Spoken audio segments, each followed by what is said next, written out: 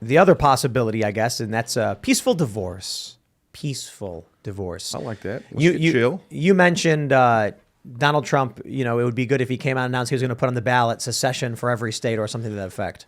Yeah, look, here's the thing that I think everyone needs to kind of understand is that this idea of independence or a shuffling of the political structure has been in the wind for a long time. Look, I personally been working on the Texas independence issue since August 24th, 1996, right? So I've been at this a long time. But what's amazing is since this undercurrent has been happening, it's not just Texas, right? Alaska has had an independence party since the 80s. The whole Joe Vogler story is pretty impressive. It should be a movie. But there's, burgeoning independence movements in California, in New Hampshire, in Vermont, a lot of other states. I mean, we're hearing talk of Flexit now. But the bottom line here is simply this. The movement toward the shuffling of the political structure and outright independence is not new, and it's not rare, and it's not unpopular. I was sharing a statistic with the guys earlier that most people don't realize. There was a poll, a Survey USA poll that dropped in the summer that showed that support for Texit was at 66% of likely voters in Texas. Right? Wow. And that's not an aberration, right? So you roll it back to 2009, the Research 2000 poll, it was about 30 some odd percent. I like to joke that when we founded the TNM in 2005, it was polling in single digits. What is TNM? It's our organization, the Texas Nationalist Movement. But, we've always polled higher than the approval rating of the United States Congress, which polls somewhere right above or below leprosy, right? Yeah. I mean, they're not particularly popular. You'll get that later, the leprosy thing, right? But anyway, the whole thing is that this has been a steady progression of support. A lot of it driven by a bunch of on-the-ground work that we've done since 2005, but obviously a lot of it driven by the deteriorating situation with the federal government, where more and more people feel disconnected. So the 66% was not an aberration. It was just there was a poll done of 5 different regions in the U.S. They asked them whether they supported their region seceding from the Union. Yeah. And I normalized, so you have 5 different region pollings, Democrat, Republican, Independent. I normalized for state population and the numbers. And when you normalize, 37.2% of people in the United States want their region to secede. Well, Some more so than others, right? In the Midwest, independence, the plurality wants secession. In the South, it's the majority with it's Republicans wanting secession. In California, in the West Coast, it's Democrats that want secession. So, yeah. Well, look, I mean, that's the polling on this issue. The mainstream media, anytime they decide to dig off into the polling on this issue, they do something weird like that, where let's look at it by region instead of by state, right? Which is not the way that it works. It doesn't work by region. Every state, as a political entity, would have the ability to put it on the ballot and withdraw, right? So 2014, during the time of the Scottish independence referendum, that Reuters Ipsos poll did exactly the same thing. And so they lumped Texas in with the Southwest, which was New Mexico and Arizona. And obviously New Mexico is not a state that's going to want to break away, so they did that to skew the numbers. But we got a hold of the crosstabs and the raw data and did the same thing. That was the first time we discovered that Texit was polling at 54% Republican, half of independent voters, and 35% of Democrats, right? That was the bombshell, but instead it was 35% of people in the Southwest region want their state to leave, right? It's garbage. So what do you do with that number? Well, pretty much what we do, right? So there is a process, right? There is a process, and what I tell people is, look, if you look overseas, right, we've got plenty of examples of independence referenda around the world, and that's ultimately where this is headed, is to a vote. When people think of Texit, they need to think about what they saw in Scotland in 2014, Brexit a couple of years later. We're going to put it on the ballot. And last legislative session in Texas, we had the Texas Independence Referendum Act introduced by State Representative Kyle Biederman that would have done just that. It would have allowed the voters to go to the polls and look down at a ballot and answer the question, should the state of Texas reassert its status as an independent nation? That ultimately is what people need to do, is they need to be given the choice. A good bit of the reason that we've been able to build support is because of how we've been talking about this issue to the people. This is what we ask them. Imagine right now if Texas or your state was already a self-governing independent nation, right? You had control over your own border and immigration policy, your own military, your own currency and monetary policy. You had your own military, you had your own passports, your own embassies, you had your own Olympic team. You had everything that 200 other self-governing independent nations around the world has, okay? Fix that in your mind, and then ask yourself this. Instead of talking about withdrawing from the Union, imagine if you were talking about whether or not your state, your self-governing independent nation state, should join the Union. Knowing everything you know about the federal government right now, would you vote to join? Hell no. Well, it depends on if Well, then let me be the Absolutely first to not. welcome you to the team. if we were being invaded by like cartels, like literally like a 10,000 man cartel army with maybe they had if they were dropping bombs on cities, like we'd have no choice but to petition the United States to join the Union at that point for defense. Well, okay. Let's just be clear that any state that would be a self-governing independent nation already would already have control of its national defense.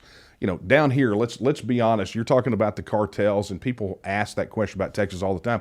We've got Boy Scout troops that are more well armed than the cartels, okay, in Texas. I mean, that's a bit of an exaggeration, but I think you get the point. These issues that people bring up about, that sort of safety and security, understand that 200 other countries around the world have already figured this out, right? They already defend themselves from attack.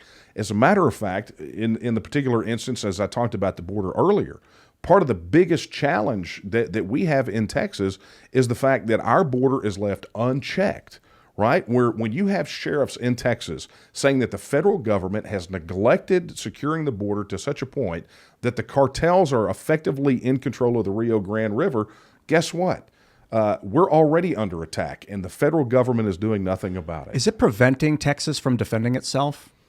Well, I think Texas could take that step. I mean, I've been very critical of Governor Greg Abbott. I know Chad was on the show not too long ago, and Chad and I've talked about this quite a bit. It's been a pretty constant refrain is we want the governor to call an invasion, to declare an invasion, which he allegedly did today, right? But he said that he was invoking that invasion clause under Article 4, Section 4 of the U.S. Constitution, but he gave a laundry list of things that Texas was in fact already doing, right? Escorting illegal immigrants back to the border, which is effectively catch and release, right? Because they go immediately back into federal custody, who then runs them through the pipeline and ships them all over the United States, gives them asylum, all those sorts of things.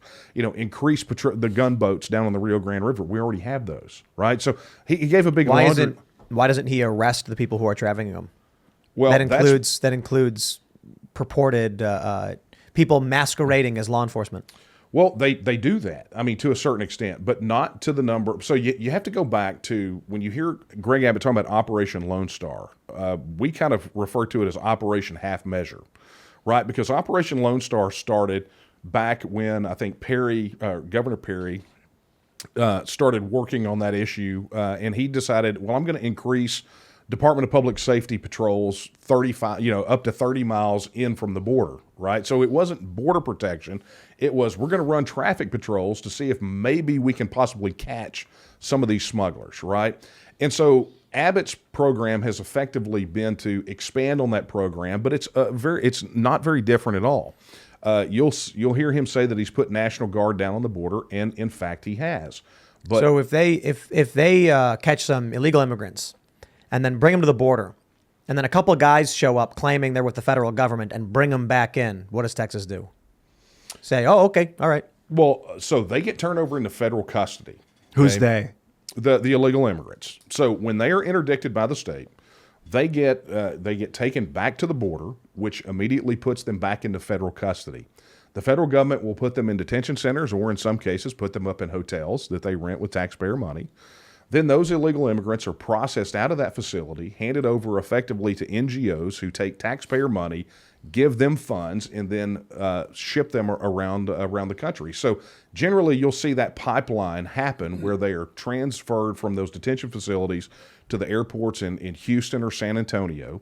They are lined up. They're given cash payments in most instances of your tax money funneled through these NGOs like Catholic Charities.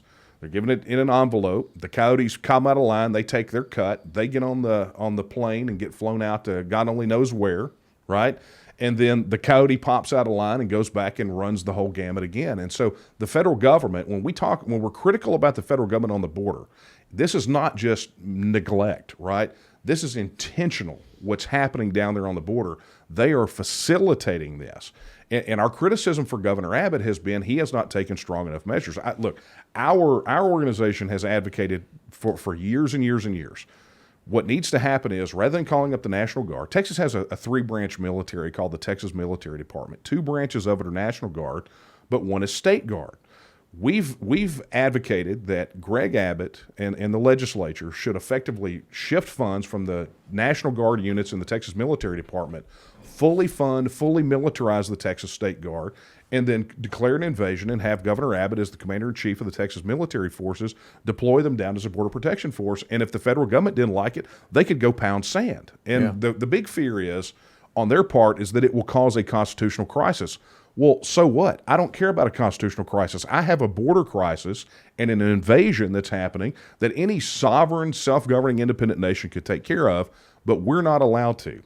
But that is one of the reasons that people are clamoring to have Texit, because self-governing independent nations get to take care of their borders. Thanks for watching this clip from the Timcast IRL podcast. Hang out with us live Monday through Friday at 8 p.m.